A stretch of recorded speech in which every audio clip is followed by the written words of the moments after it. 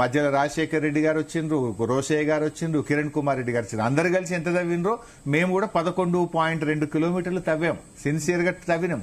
తవ్వడమే కాదు, ఎస్ఎల్బిసి వాళ్ళందరికంటే ఇప్పుడు మీరు కాళేశ్వరం 2 సంవత్సరాల్లో కంప్లీట్ చేశారు కాబట్టి మీ మీద హై ఎక్స్పెక్టేషన్స్ ఉంటాయి. డెఫినెట్ గ్రావిటీ ద్వారా వాటర్ ఇవ్వడానికి అవకాశం ఉంది ఎస్ఎల్బిసిలో. మంచి క్వశ్చన్ భరత్. ఎస్ఎల్బిసి ఏమైపోయిందంటే అందులో ఇరికిచ్చేసిండ్రు. టనల్ బోర్ మెషిన్ అనే ఒక సిస్టమ్ లో ఇరికిచ్చేసిండ్రు. అది ముందుకు పోదు, వెనుకకు రాదు. దాన్ని తీసేసి ప్రత్యామ్నాయం చేద్దామంటే మిషన్ అడ్మిట్లు ఇరుక్కున్నది. ఆ మిషన్ అమెరికన్ టెక్నాలజీ మిషన్ ఇరికిచ్చి కూర్చున్నారు.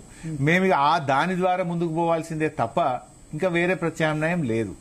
సో మాకు 2-3 సార్లు మిషన్ ఫెయిల్ అయిపోతే అమెరికా నుంచి నిపుణులు రావాలి, అమెరికా నుంచి మళ్ళీ మిషన్ తెప్పించాలి, మళ్ళీ పెట్టాలి.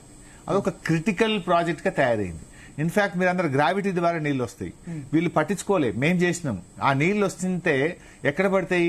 దిండి రిజర్వాయర్, దాని కింద పెండ్లిపాక రిజర్వాయర్, అవన్నీ ల్యాండ్ ఎక్విజిషన్ చేసి వాటి నిర్మాణం కూడా పూర్తి చేసినాం. కాంగ్రెస్ చేయలే.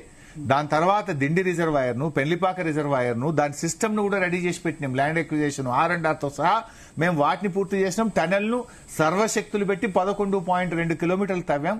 ఇంకా హార్డ్లీ 9-10 కిలోమీటర్లు మిగిలి ఉండే. ఆ 9-10 వీళ్ళు చేసుకుంటే కింద సిస్టమ్ కూడా రెడీ చేసి పెట్టారు. 28 వరకు మొదలొచ్చినప్పుడు 2 ఏళ్లలో చేస్తామన్నారు, కుప్పగూలింది. మళ్ళీ ఇప్పుడు 28 అని కొత్త పాట అందుకున్నారు. ఇన్ఫాక్ట్ మేము రాష్ట్రం ఇంట్రెస్ట్ లో మేము రాజకీయం చేస్తలేము. ఇప్పుడు టనల్ బోరింగ్ మిషన్ కుప్పగూలిపోతే ఏం చేస్తుండ్రు?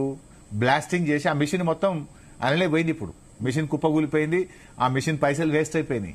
ఇప్పుడు బ్లాస్టింగ్ చేసి నార్మల్ టెక్నాలజీలో చేస్తుండ్రు. అక్కడ వైల్డ్ లైఫ్ ఫారెస్ట్ ఉంది. నిజంగా ఇబ్బంది పెట్టాలంటే 1 నిమిషంలో ఆ ప్రాజెక్ట్ అయిపోతుంది, రాజకీయం ఏమేమి చేయాలనుకుంటే. కానీ మాకు రాష్ట్రం ముఖ్యం కదా, మేము దాన్ని రాజకీయం చేయకుండా ఎక్కడ దాని ఇష్యూను అర్థం చేసుకుని సరే నీళ్లు రావడం ముఖ్యం ప్రజలకు అనుకున్నాం. ఇలా టనల్ బోర్ ఎందుకు పెట్టినప్పుడు వైల్డ్ లైఫ్ ఫారెస్ట్ లో పుల్లులు ఉన్నాయి, బ్లాస్టింగ్ చేస్తే వైల్డ్ లైఫ్ ఎఫెక్ట్ అవుతుందని అప్పుడు సుప్రీంకోర్టు పర్మిషన్ ఇవ్వకపోతే ఈ టనల్ బోరింగ్ ఇరికిచ్చారు. ఇప్పుడు అది కుప్పగూలిపోయి చచ్చిపోయిన తర్వాత ఇప్పుడు మళ్ళీ బ్లాస్టింగ్ చేస్తున్నారు, which is normal environmental rules కు, వైల్డ్ లైఫ్ రూల్స్ కు అది వ్యతిరేకం.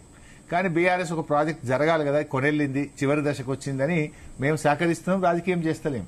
మీరు చేస్తున్నది విచ్ ఇస్ ఇల్లీగల్. ఉత్తర తెలంగాణ ఉమ్మడి మెదక్ జిల్లా చేసినంత కాన్సన్ట్రేషన్ దక్షిణ తెలంగాణ చేయలేదు, నిర్లక్ష్యం చేశారు. పాలమూరు రంగారెడ్డి అయినా లేకపోతే ఎస్ఎల్బిసి అయినా ఇవన్నీ కూడా కలవకుర్తి, నెట్టంపాడు, భీమా, కోయిల్సాగర్ కూడా ఇంకా పూర్తి కంప్లీట్ కానట్టు. ఎవరు చెప్పిండ్రు? ఇప్పుడు అసలు నిజంగా చెప్పాలంటే పాలమూరు జిల్లాకు వచ్చినంత నీళ్లు మెదక్ జిల్లాలో రాలే, ఏ జిల్లాలో రాలే. హైయెస్ట్ బెనిఫిషరీస్ పాలమూరు జిల్లా. కల్వకుర్తి వీళ్ళు స్టార్ట్ చేసినప్పుడు 2,80,000 ఎకరాలు, తర్వాత 330 చేసిండ్రు. మేము దిగిపోయే నాటికి 3,30,000 ఎకరాల కల్వకుర్తికి నీళ్లు ఇచ్చాం. తర్వాత ఇంకో 1,00,000 ఎకరాలకు ఎక్స్టెన్షన్ పెట్టినాం. ఆ 1,00,000 పనులు ఇప్పుడు జరుగుతా ఉన్నాయి, కొంత మేము చేసినాం, వీళ్ళు చేస్తున్నారు. బేసిక్ కల్వకుర్తి 330కి 3,30,000 ఎకరాలకు నీళ్లు ఇచ్చాం. మేము ప్రభుత్వంలోకి వచ్చినాడు కల్వకుర్తి, నెట్టంపాడు, భీమా, కోయిల్సాగర్ అంత కలిపి వీళ్ళు నీళ్లు ఇచ్చింది 26-30,000 ఎకరాలే.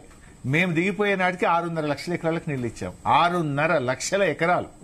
అదేవిధంగా ఆర్డీఎస్ ప్రాజెక్టుకు నీళ్లే రాకపోతే మహబూబ్ నగర్ జిల్లా ముఖ్యంగా ఆలంపూరు, గద్వాల ప్రాంతాలకు తుమ్మిళ్ల లిఫ్ట్ పెట్టి 1 సంవత్సరంలోగా లిఫ్ట్ పూర్తి చేసి 50,000 ఎకరాలకు నీళ్లు ఇచ్చాం.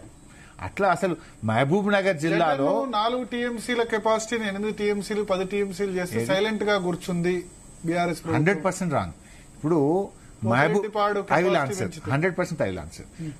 మహబూబ్ నగర్ జిల్లాలో 10 లక్షల ఎకరాలకు నీళ్లు ఇచ్చేసినాం, నంబర్ 1. నంబర్ 2, పాలమూరు ఎత్తిపోతల పథకాన్ని కాంగ్రెస్ కోర్టులలో కేసులు వేసినా, స్టేలు తెచ్చినా, అడ్డంకులు పెట్టినా పాలమూరు ఎత్తిపోతల పథకంలో దాదాపు 70-80% పని పూర్తి చేసి 5 రిజర్వాయర్లు పూర్తి చేసి పెట్టినాం.